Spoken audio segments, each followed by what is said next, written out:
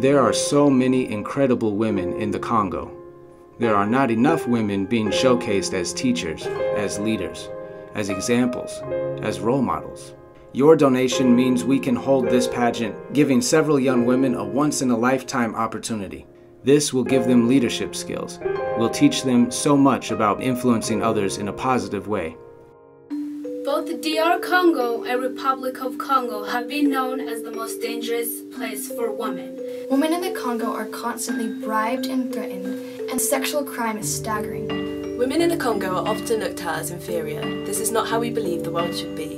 Let us stand up and fight for women in the Congo. This annual pageant will not be held in 2015 without the needed finances. We cannot provide these women with this incredible opportunity without your financial support. These women need this. They deserve this.